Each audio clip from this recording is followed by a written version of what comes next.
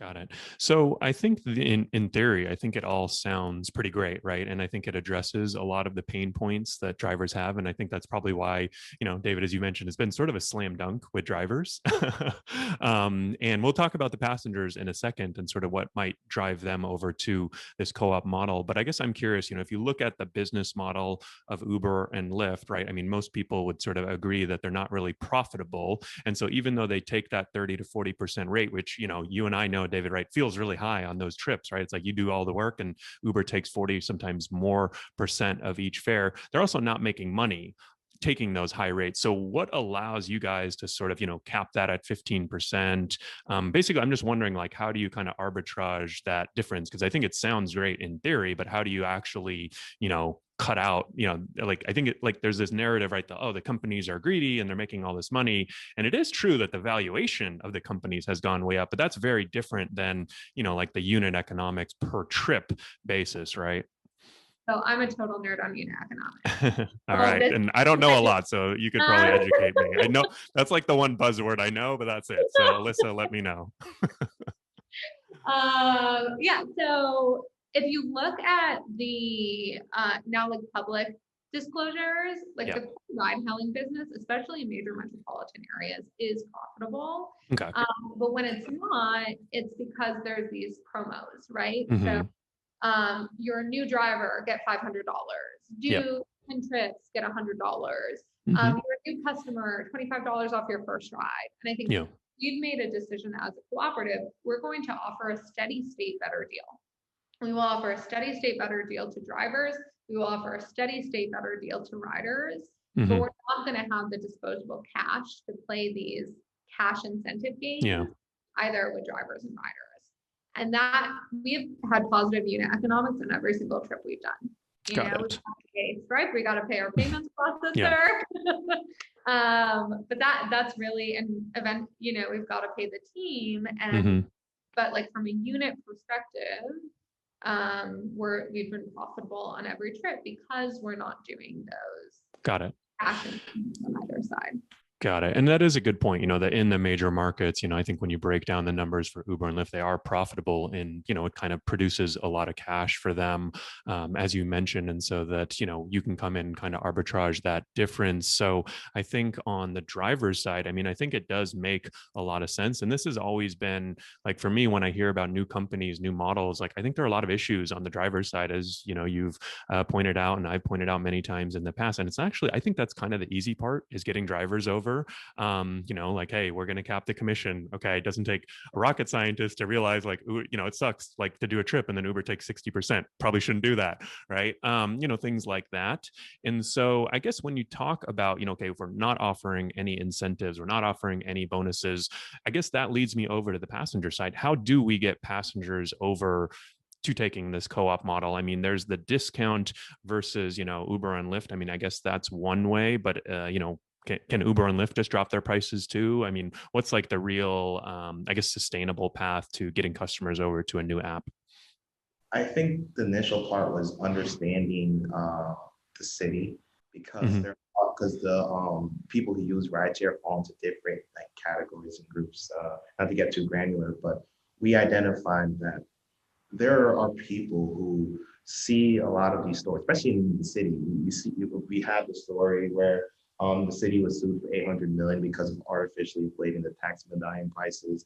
Yep. We constant stories talking about the grueling experiences that drivers have, and that weighed on. In this New York City, there's a huge progressive community here. There are people who Mm-hmm. care about this issue, people who feel some type of way about paying some, using very convenient service that facilitates their lifestyle, but is but is paying a business that is promoting human misery to a certain extent, and Mm-hmm. people feel some type of way. And you offer something that is on average cheaper than what they're already paying, but allows them to live their values, allows them to support their drives, and for this group of pastors who we thought that would kind of stick with us and really support us out of values proposition as we captured our niche and developed offerings, all Mm-hmm. things like a proper business.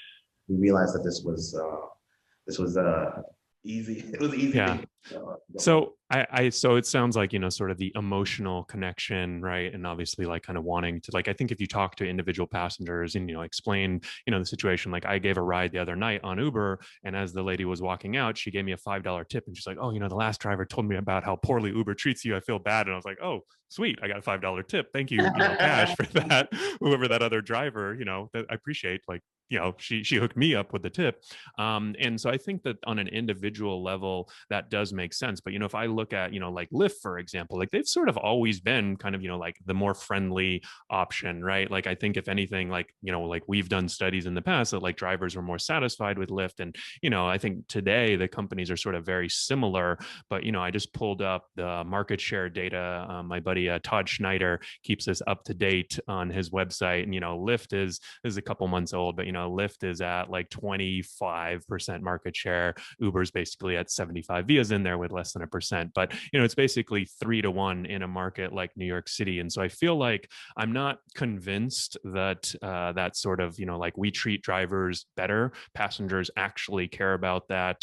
Because there's also been sort of the Juno experiment too, which happened in New York City. And I really want this to work.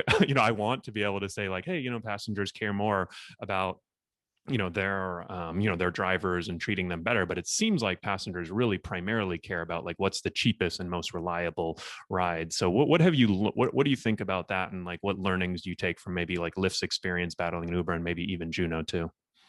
I think you bring up great points that like fundamentally customers care about wait time and they care about price. Like, and we're doing okay on price. We can do better on wait times, just to be straight up, you know? And so we do welcome more drivers, and they can go to drivers.coop/upload if they'd like to join. I think in terms of, I don't think I think about us like a metal water bottle, right? If someone walks around with a metal water bottle, you know what that means. That means woke. That means they care about the environment. Like I see Co-op Ride becoming. Alissa, what are you trying to say about me? Yeah, I didn't even know. Yeah, I'm drinking it out of a hydro flask right now for those not watching. That's like a social statement about you, right? Yeah. And when someone's leaving a bar or someone's leaving a club, like we want Co-op Ride to be a social statement. Do we think the people who will want to make that social statement are 75% of the market? No. Right? But like it's a $5 billion market. Yeah. So, 10% of that, like, we'll take it, Yeah. Do you see the co-op as, like, tell me, are the goals of the co-op to eventually compete with Uber and Lyft and overtake them, or is it to be a small percent, or, what would sort of be your ideal scenario? And what are you telling, I guess the folks that are giving you loans, because they're probably asking this question too, right? I think we want a meaningful market share, right? A meaningful market share is 10% plus, like ballpark 10%. 10% or more. Okay. Yeah. And we want to use that market share as a force to change the entire industry.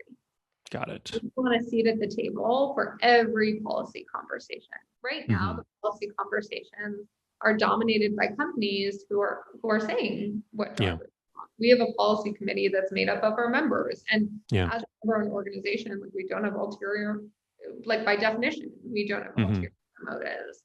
And so we want enough power to shape the industry, and that requires a meaningful market share.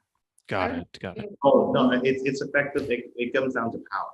Power is organized people, organized money. So we realized that we could actually take our workplace where we drive all the time to go from that place where we were really frustrated and not getting what we wanted and having people tell us that what we did was useless, to actually saying that, hey, we're gonna set up a company where we can actually get paid at a better rate, use this money to kind of organize our resources, use this to organize more drivers, and use that as a way to develop power to change the conversations, power to change our workplaces, power to make that difference. And that's it in a nutshell. Yeah. Right?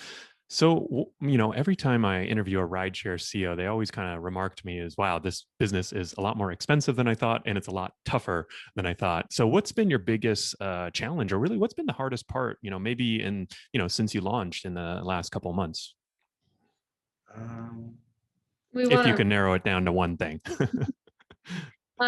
do want to improve our operations, right? Yeah. Like, and our riders have been patient with us around those long wait times or Mhm.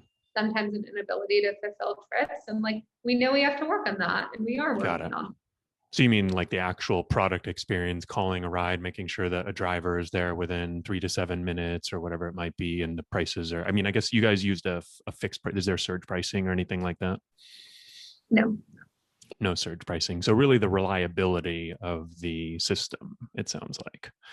Because I mean, I guess Alissa, you could probably tell me better, but you worked at Uber, and it seems like from the folks I've talked to there, reliability was kind of always the number one KPI, the most important metric. When you open the app as a customer, they always want to first see a car available. That's why they have surge pricing in the first place, and then second, see that it's anywhere from 3 to 7, but hopefully closer to 3 to 5 minutes away from you. And I think that's a challenge, right, with new companies, is that obviously you've got a limited number of drivers. I assume that some of them are maybe most or all are working for other apps. So how do you have you found any way to sort of solve that chicken and egg, that like kind of keep drivers who are in this co-op, like, hey, you can go do an Uber and Lyft ride when we're slow, but be ready to take this co-op ride or give it priority? Have you found any good ways to solve that?